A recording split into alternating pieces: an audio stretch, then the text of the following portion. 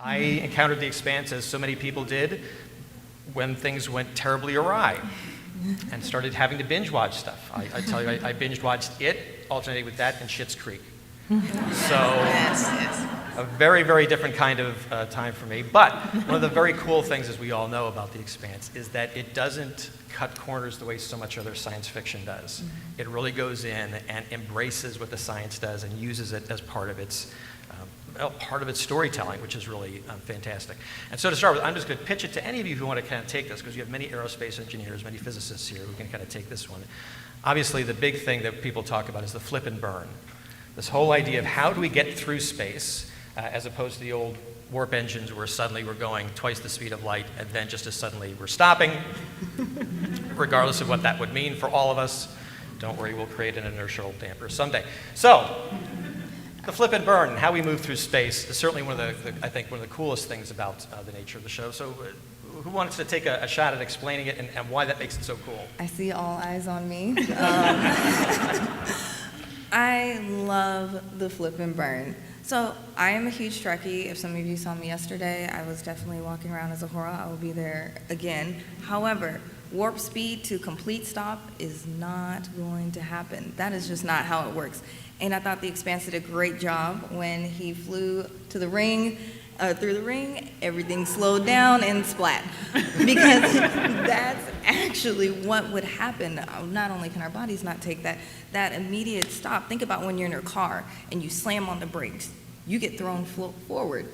So the fact that they're doing the flip and burn, which really means you're thrusting forward, and probably about halfway through, the entire spacecraft would need to flip and thrust in the opposite direction to slow yourself down. There's no friction up there that will slow you down, so you have to do it all yourself. So about half of your trip is really gonna slow you down. So sneaking up on somebody can be pretty difficult without that wonderful stealth mode. So that's one thing that I really, really love, and I think it's one of the only sci-fi shows that I've seen that actually executes how the spacecraft would need to stop. I could talk a little bit more about it too, that even just for us on Earth, you know, when you're flying in an airplane and then the wings flap up and a lot of different things. I worked on aircraft engines in particular, so, you know, when it comes to afterburners and things that slow things down, that produce as much drag as possible. So when you have the wings flap up and different things that actually happen with the engine and with the plane physically, that helps slow you down. And so it may be a little weird when you're landing, and maybe a little scary for people who aren't used to flying, but you know, the landing gear is coming down, so anything that can really slow down, produce more drag scientifically to slow down that plane before you actually land is best, honestly. Right, which is why you won't see those control surfaces on a spacecraft, because you can flip that up and it's not going to do anything for you. So that's why your thrusters need to be able to rotate, or the entire spacecraft itself needs to rotate. But they look so cool.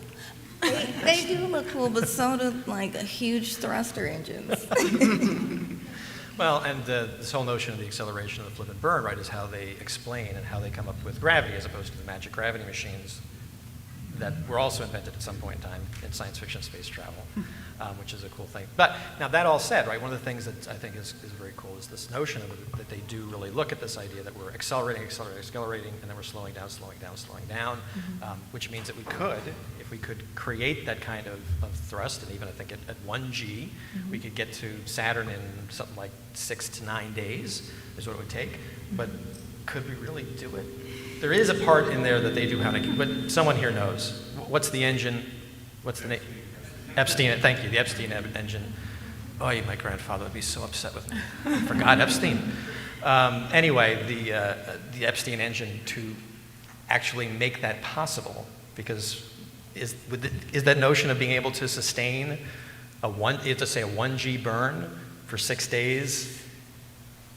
Well, it's just about energy density. Right. So like, there's a fantastic XKCD comic about energy density that shows like the energy density of like food that you eat, or like it's basically how much energy is there in a certain mass. And gasoline is one of the most energy-dense substances on Earth, which is unfortunate for us now, but is good if you want a vehicle that can drive around easily. But the energy density of something like uranium, if you're doing nuclear fission, uranium is incredibly dense. It like makes gasoline seem like it has no energy density at all. And so they never really explain exactly the mechanism of the Epstein drive, but it's indicated that it's like super efficient at using whatever the energy source is. And I feel like, if you can get, even if you're using something like hydrogen and able to fuse it into helium, there's a ton of energy in there. So I think it's more about like being creative with your energy source, and then of course you have to like either have it already in space, because getting things into space is really costly and difficult, and it can't weigh that much if you're getting it down from like a gravity well, for example. But one of the things I like is like even if in theory it would take 9 days to go from the Earth to Saturn or Jupiter, at that acceleration, they're not necessarily going to be like conveniently located for you. And one of the things I also like, especially in the books where they're like traveling from the outer solar system and it takes months of time, and you feel like for a narrative to just be like, well, now the four main characters are stuck in a spaceship for 6 months and we got to deal with that. It's like, I think it's a really interesting and kind of aggressive choice that they're making, and I like that. So obviously another big element of the story is the notion of terraforming Mars, and not to drag the name into it because we won't reference that person. But this notion of terraforming Mars, how realistic is it? What is this notion of what and how they're doing? Oh, we gotta rain on everyone's parade. The magnetic field of Mars is not strong enough to sustain an atmosphere. So if you're okay with continuously pumping gas into the atmosphere of Mars, then you'd have to do a lot of work. And It is a lot of work. like basically forever. And would I want to live on that planet? Like not outside without a spacesuit. I feel like you turn your like terraforming machines off for a little while and everyone's dead. So I feel like a dome for Mars, a dome and like a structure that is going to protect you, I think, is the only way to go. Like an international space station, but on Mars. Yeah. Cool. And then, of course, there's the ring. We talked about the ring, and certainly entering the ring quickly. Too quickly. Too quickly, right? And that. But is this sort of the one big, and then something happens in the show, or is there anything to this notion? I feel like I feel like I'm talking too much. I actually love the ring because it gives you a way to travel across like these vast distances without necessarily having to explain like how your warp drive works or that you go into some other dimension or whatever. Although the ring space itself, I think, is never really fully explained, but that the wormhole that the ring is making, like in theory, I mean, we barely know what the universe is made out of and why it works the way that it does, and I feel like as a physicist, that's like super exciting because there's all this possibility. And one thing I love is like coming up, people come up with science fiction and ways of traveling through space-time, and like we don't know that it's wrong or not yet, and like it's fantastic. And so like if maybe if we don't like destroy ourselves now, in the distant future we'll have a way of manipulating space-time to like create our own kind of rings, and then you can go anywhere. Two parts to that, right? Of course, we got to figure ourselves out on Earth before we can like continue to figure ourselves out in space. So there's like some disconnects there, but the ring always draws us to the proto-molecule, right?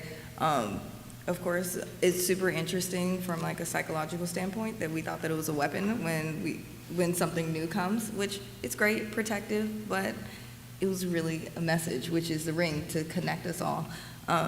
I found it interesting because if you think of the proto-molecule, it's really like a biological nanobot. Like, it has all the information inscribed, there's instructions, and that was probably one of the harder scientific concepts for me to grasp. However, it's super fascinating when you look at it as like little baby robots all over the place. And you're like, okay, a robot has a set of instructions, they're going to do something, and you need to power that robot. So how would you do that? Now, I'm not sure I like the method of which it initially started, but you saw that it also took over a ship. It is, I was talking about it earlier, it's like a virus. Whatever mechanism that it's taking over, it will gain access to, whether that's biological or that is a entire spaceship. Yeah, I think that's the cool thing about just computer science and coding and everything that we kind of use with artificial intelligence is all of that still comes from a person at this point. You know, so everything that you're putting into algorithms, all of that is based on a person's input. And, you know, just, I guess I try to bring some of the concepts from outer space, like bringing them back down. And I think that's what I do in my personal life. As Steve explained, like I work with kids a lot. And so it's, what are you dealing with right now that you can relate to, and then that can help you learn that science better. And so, you know, just thinking about what comes on your social media, what is trying to sell you ads, all of those kinds of things are based on what a human inputted into a computer at some point, at some time, that if this person keeps looking at things like this, we should send them more things like this. And the computer doesn't know that. A person has to program that computer to know that thing. And so all of it is still human interaction and still humans that have that reason at this point that can actually code computers and, you know, the ring or, you know, just different mechanisms for living. Well, that's a great segue, because obviously we can have all the good physics we want, but at the end of the day, the stories, of course, are about the people. And so, Gina and Davina, how well do they capture sort of the realities of, you know, again, like not like in Star Trek where we create each world has a different, you know, symbolic human crisis in a particular piece. This is a lot messier, but how real? Yeah, I was going to say, I really find the OPA component really compelling to me because, of course, we know that labor rights are not equitable, right? As we look at these like capitalist chains, we know that workers are exploited in farther regions, especially if they can't physically access where decisions are being made, like Earth. So for me, that was really compelling. And the radicalization or the presumed radicalization of OPA is also a common thing that we see even in labor unionizing in the real world. So in Thailand, for example, where the fishing industry is incredibly exploitative, one of the biggest recommendations we have is that laborers, like all levels of the supply chain, should be free to freely organize, to unionize, to protect themselves through this collective action from exploitation at like the highest, most commercialized levels. And it's funny because the same rhetoric appears that, you know, oh, they're discredited on the basis of being radicalized. They're discredited on the basis of being violent or being unreasonable. And really that only serves the oppressors, the capitalist oppressors in this case, but in all cases really. So I find that to be pretty compelling as a corollary to how this would actually happen and how it does happen in the real world. Yeah, and restrict. He didn't speak up. Oh, sorry, I don't know if you could hear me. Okay. Oh, you heard it. Okay. All right. Oh, I was just adding on to the restrictions that they have, like especially when you look at the belters and like controlling like actual necessary resources to push people into a direction that you want, which is how the OPA was even started to begin with. But when you have those larger powers that are able to control such basic needs, it does cause chaos. And I feel like a lot of this was just because people are trying to gain their independence, especially at the beginning of the story. Mm-hmm. Yeah, I think one of the things I really like about The Expanse is there's this notion that if we go to space, and Sydney, you hinted at this earlier, if we go to space, we'll solve all of our problems that we have today, because the problem is that we don't have enough resources, right? We get more resources, and then all of our inequalities will go away. And The Expanse really does a good job of highlighting why that wouldn't be the case, right? One, the first people to space tend to have more resources and power, right? And in order to get more, we see that they create these belters, who the Expanse doesn't really talk about, at least in the TV series, about how the Belters got to their station to begin with. But we do know that there are people who have been marginalized and oppressed and put in these very unsafe working conditions and asked to create resources for Mars and for Earth so that they can continue to support themselves, right? And then that creates a lot of hostility and a lot of frustration and a lot of what Davina was talking about, and how the central message that the Belters are talking about the entire time, right, is like, respect us, allow us the agency, allow us the ability to really take care of ourselves, and stop using these resources to keep us down, right? There's so many times where it's, all we want is food and water, and you're telling us we can't have that because you don't want us to ask for enough to really feed ourselves and take care of ourselves.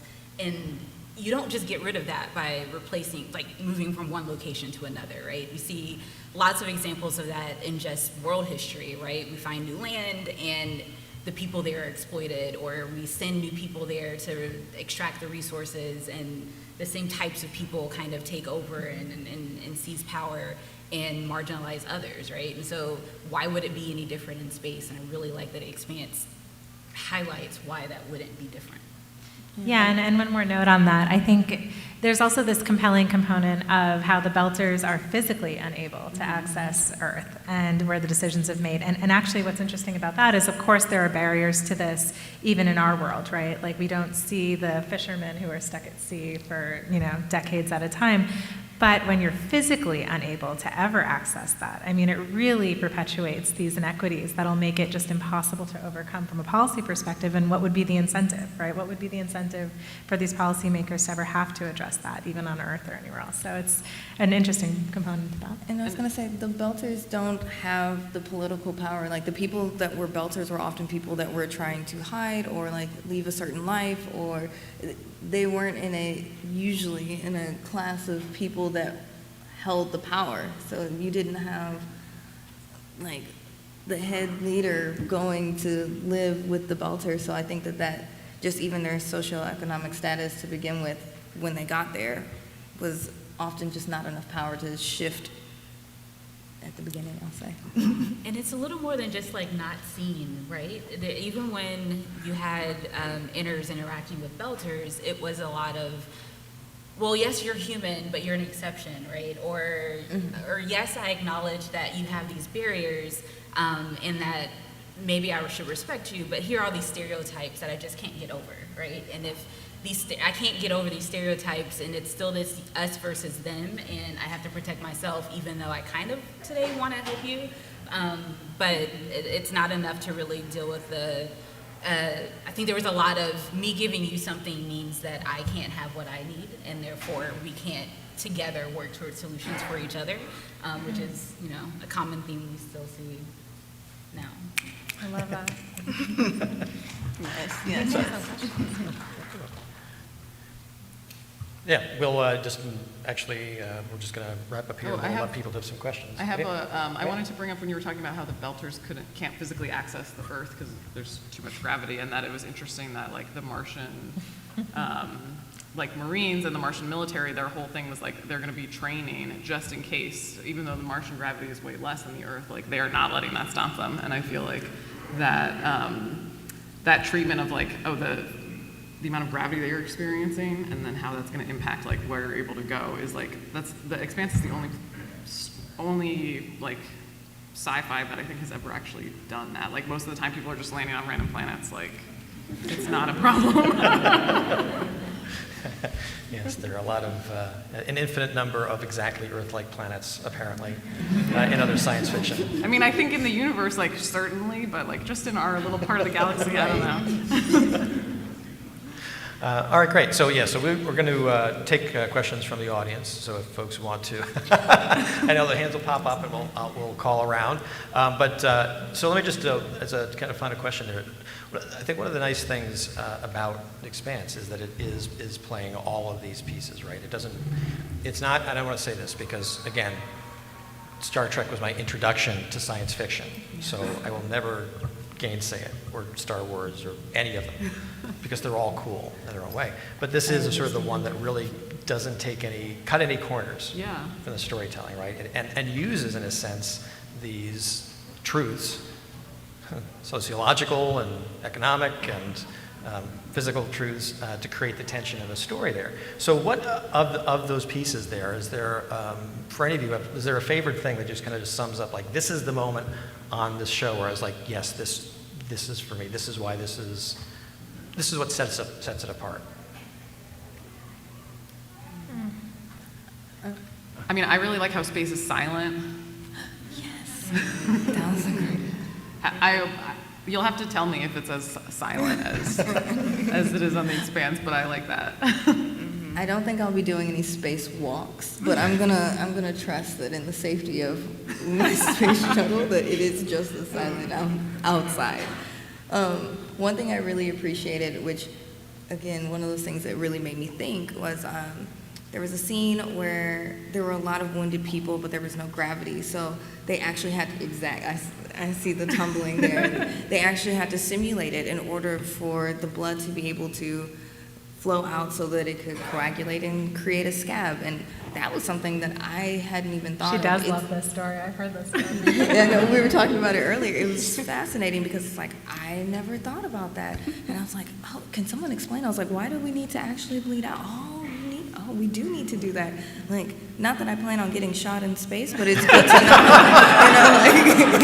I was just like, this is phenomenal. So I love those attention to details, like belters being taller because of they haven't succumbed to the same gravity as the people on Earth. Like, there's just so many minor things that as you're watching the show, you maybe don't always appreciate and acknowledge how much effort and time was put into understanding what it truly might look like to be in space. So a lot of great moments. I even like the just like fantasy type spaces of just like glitter and just like very pretty fantasy type, love scenes where, the embraces and the kiss, and it's just kind of like, that love can still exist in a place that, was pretty much recreated almost. And so, even thinking about like cloning and other types of science as you do these types of things, that what holds true to us as humans or as people, that we have these interactions with each other and that we can still have that even on another planet. I think that's really beautiful.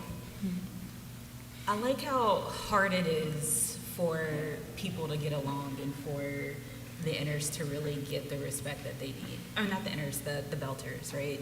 I appreciate that. So in the end, the series wraps up with Drummer becoming the head of the agency that decides who can go through the ring and who can't, right? Mm-hmm. And it's really important for it to be Drummer, right? We have all these conversations about identity politics and how like it's all symbolic, but we see that it's not symbolic, right? Her knowing what it's like to be a belter and really understand like what it means to be marginalized and oppressed is important in that moment. But also she doesn't, even though she gets this kind of really big role, it's not that, I don't know that she'll actually have like equal representation with Mars and with Earth, right? Like there's still this kind of uncertainty about whether the belters are going to achieve the type of equality and justice that they're looking for. And I like that there's still that tension because things don't just get magically resolved. And I didn't want the series to magically resolve everything in the end, though, it would be great for that to happen in the world like today, but it's hard. Yeah, and so I've already mentioned my real affinity for OPA and how that's been portrayed, but I also think it's funny that the Earth is governed by the United Nations, because as someone who works really closely with the United Nations on the global estimates of modern slavery every 4 years, I just find it hysterical that at this point we are governing that way. And if that is the future, I assume that we're going to have to afford more funding, resources, respect to this. So every time I see something like that, I'm like, I understand why as like a plot device that makes sense, but like we have absolutely very little support for that now. Maybe that's the least realistic part of the show. Yeah, maybe it is. Yeah. Or maybe everything's not as realistic. All right. All right, so questions. I know you had, yes, over there. Yeah, for the science aspect of it, the ring itself may not be that implausible. If you consider that we now have technology that moves in space, and we have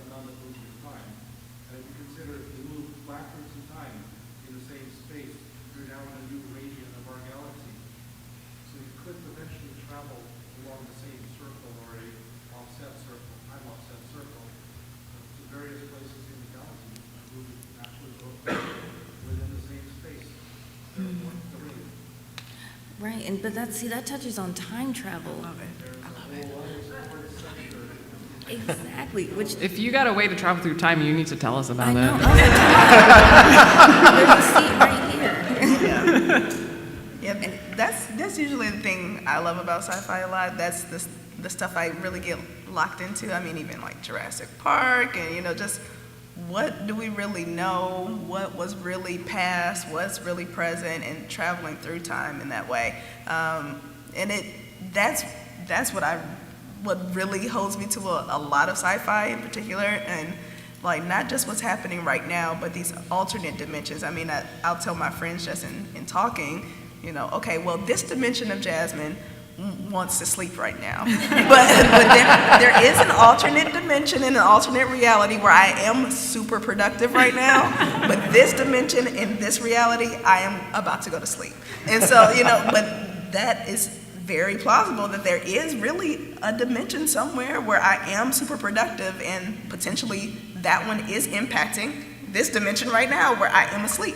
And so, all of those kinds of things, that's what really, when people do that well in sci-fi in particular, I love to see it. And, I think about that and I talk like that all the time because, that's how I really look at things in the long term, like 30 years out, but even 100 years out. Like, what are my great grandkids going to know about me? And so what can I put out right now? What can I document? What can I put on camera? What can I publish that my grandkids and my great grandkids can still look at what I was doing now and say, okay, well, maybe we can recreate that, in the future. So even several years ago, I wrote a journal. And so I would journal when I was living in Hong Kong for 5 months studying abroad. And I wrote it in a way to my grandchildren so that if they wanted to follow my footsteps when I was living in Hong Kong, they could say, okay, well, we're here today, we're doing Tai Chi today, we're going to Beijing tomorrow, we're going here. And so I wrote it in that way because that's also how I think. It's just like time travel, but it can still be an alternate reality that's happening. But if you follow the laws of physics and you went back in time an hour, when you get to your destination, you're over there, you're floating in space somewhere. Well, when we're able to decouple space and time, maybe a good thing to do. Yeah. Back there, yes. Yep. Just real quick, the builders, where are the builders on the Kardashev scale and where are the dots on the Kardashev? That's so the question is about where the builders and what was this? The dots. The ones who destroyed the builders. Okay, are on the Kardashev scale. So the Kardashev scale is a scale which is basically the like how advanced an alien or a civilization, alien or Earth civilization is. So the Kardashev 1 civilization, and Kardashev was a Soviet scientist who came up with this scale. There's a Carl Sagan version of the scale. The Wikipedia page is great. I highly recommend it.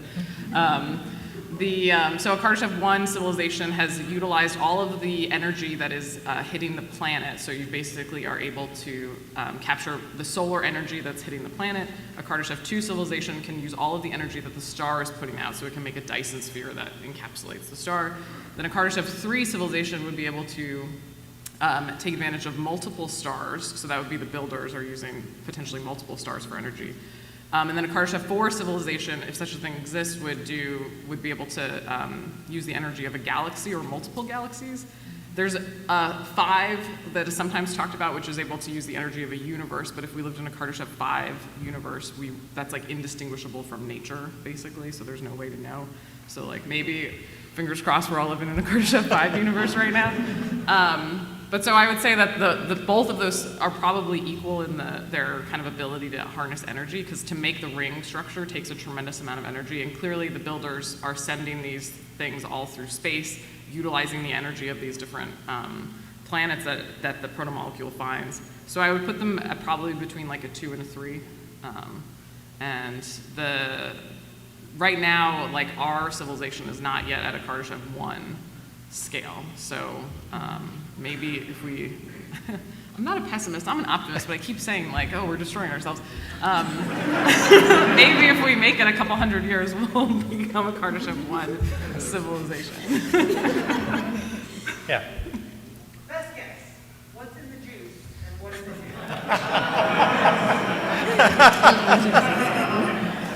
I don't know, like a ton of adrenaline? I know, that's the only thing I can think of. So the question was, what's in the juice? Best guess, if you didn't hear that. I mean, adrenaline would help.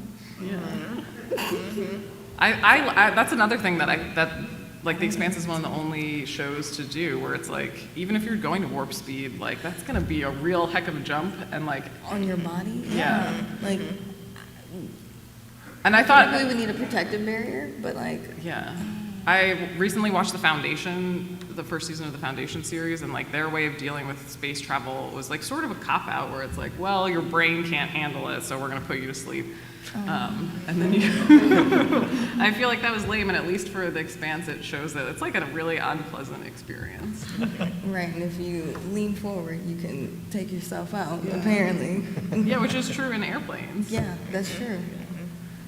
It's two questions. One, have you or any of your colleagues done the math as to where Epstein is and how, because I haven't read the books, I've only seen the series, how far away he is and in what point C he's at by this point? Because I mean, I don't know when his fuel ran out or whatever, but that question.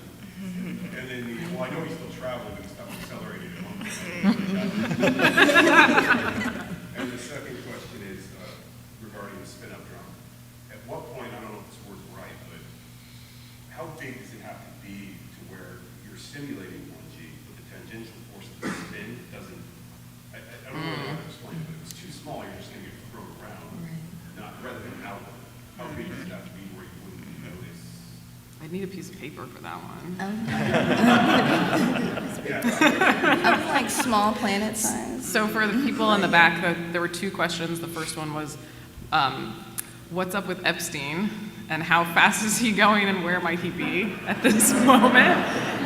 R.I.P. Epstein. And then the second question was about how big would you need of a drum to spin up to have it actually simulate gravity in a way that doesn't make you want to barf all the time. I'm paraphrasing. I mean, I don't know distance-wise, but we went to school at University of Michigan Aerospace Engineering, and so we have another go blue. yeah, but just like a little brief huddle, like things that we learned would just tying into physics ultimately, and so centripetal force and things moving in a circle and what kind of keeps things within that gravity, but then also when you're launching, from what I understand, I work more in aircraft than spacecraft, but when you're launching and then all the rocket boosters fall off and all of that, and then there's the different stages. Yeah, then you just have things kind of out there floating, but there's a path that they follow, and that you plan that trajectory so that they can land where you expect them to land in theory. And those are not large enough to create the gravity that we're looking for. You're just going to get sick like you were describing. Yeah. But yeah, I think it would have to be the size of like a small planet in order, it would have to be pretty significant for you to not just get tossed around. Yeah, it depends on how fast you're spinning too. That's true. Yeah. And for Epstein, like the faster you're going, the closer you're approaching the speed of light, the mass of your spaceship is going to seem to get bigger. So there's going to be there'll be some limit that he hits well before he actually gets the speed of light. So like at one point his fuel ran out, but he's traveling point whatever C. Yeah. Right. Have you smart people? Yeah. I haven't. That's a All great piece of question. paper and we can race. So you can come. Although my wife teaches physics, so I'm bringing that back down. Yeah. So That's there are going to be great- some undergraduate students who are really upset with you. Yeah, that's a good test problem. Yeah.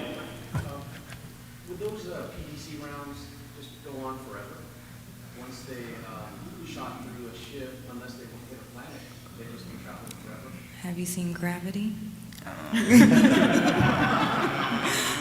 Yes, unless there's something there to stop it, it will just continue on, and we have to hope that it doesn't hit anything else, because it could potentially be catastrophic. I mean, when we think about space junk, that's one of the big dangers as well. So that's actually very realistic, and maybe something in the future, when we make space shows, like having something physically flying like could be really dangerous for anything else in space because it's gonna keep going.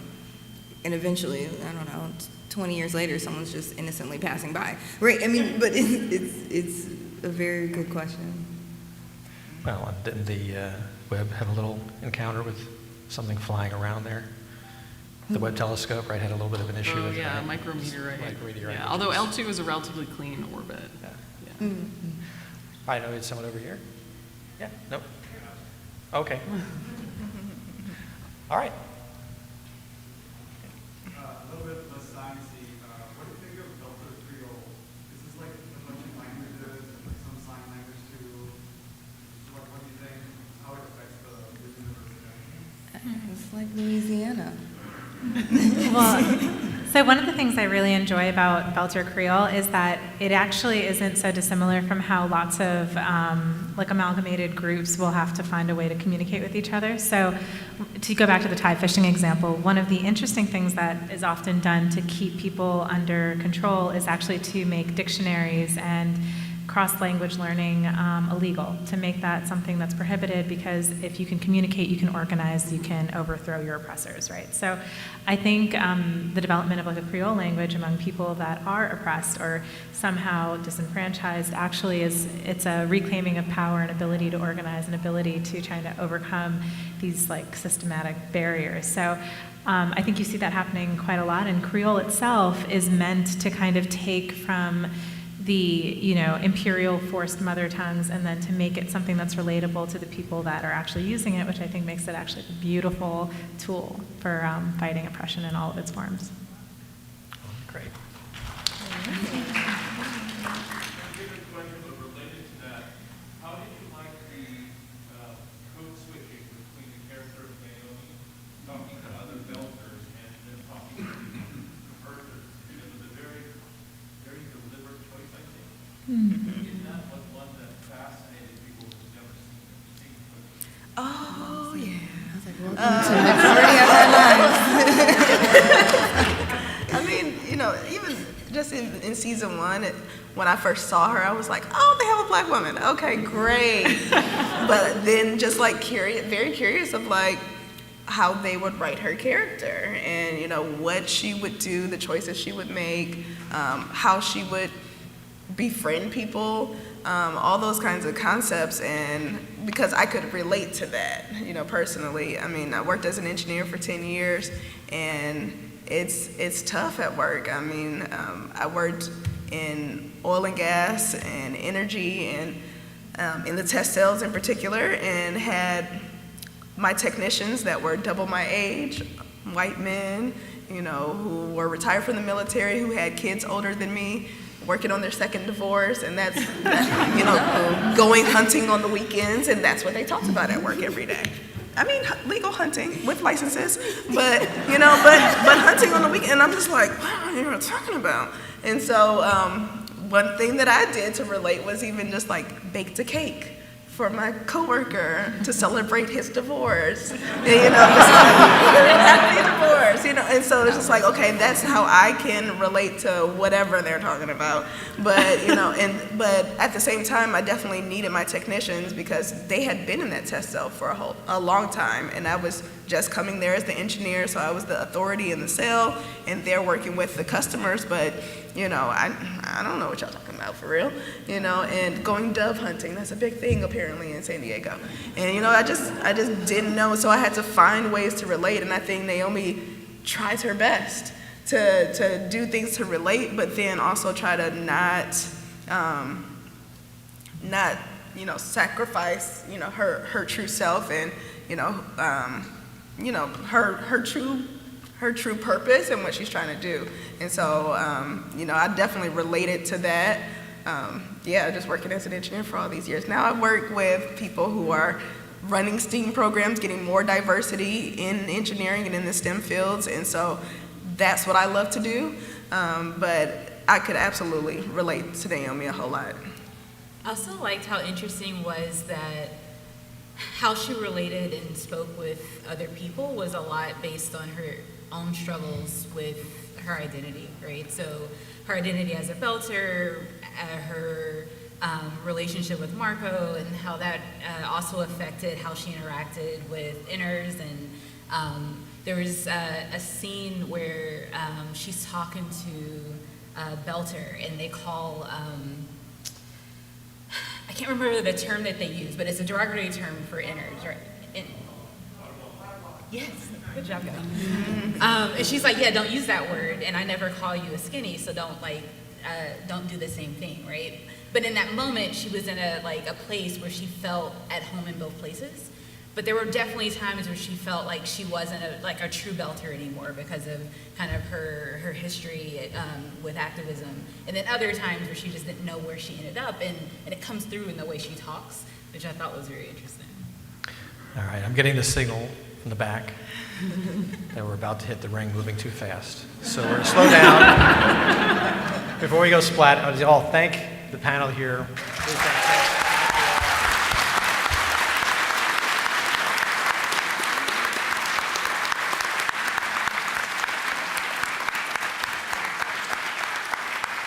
You guys have been an amazing audience.